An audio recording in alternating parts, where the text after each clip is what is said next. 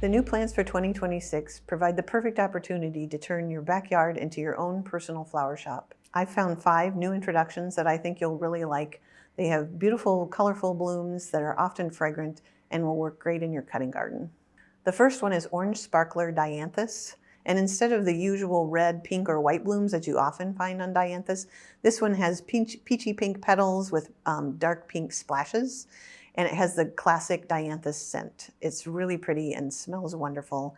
When you cut the dianthus, cut it at a node and strip off the foliage before you put it in water so the foliage doesn't rot. Next on the list is Knight's Armor Dahlia. And this is a flower you will not miss. They're about 11 inches wide and the plants grow 5 feet tall. Though they're white blooms with deep purple streaks, and each flower is going to look a little bit different. Cut the blooms when they're about half open for the longest vase life, and make sure you choose a hefty vase because these are big flowers. Number 3 on the list is another dahlia. It's called Venti Pink Burst, and it's a smaller plant, just maybe 18 inches tall, 24, and it has smaller flowers, like 2.5 inches wide, and they are just adorable with the little button in the middle of petals.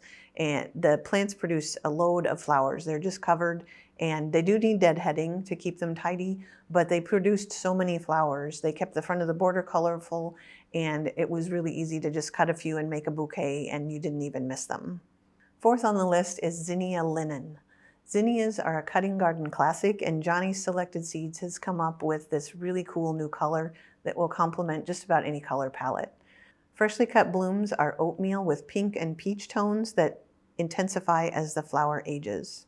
Be sure to cut your zinnias when they're fully open because unlike a lot of flowers, zinnias do not continue to open once they're cut. Last, we have Spring Sizzle Panicle Hydrangea. Now, hydrangeas of all types make good cut flowers, but you are going to love the deep rosy red blooms of Spring Sizzle Panicle Hydrangea. They're so pretty. You'll want to bring them inside, and they look good fresh or dried. And because panicle hydrangeas bloom on new wood, you don't have to worry that you're sacrificing next year's blooms for your bouquets. Wait until the last florets. Those are the individual flowers that make up the whole panicle of the bloom. Make sure until the very last ones are open at the tip of the flower before you cut to reduce the risk of wilting.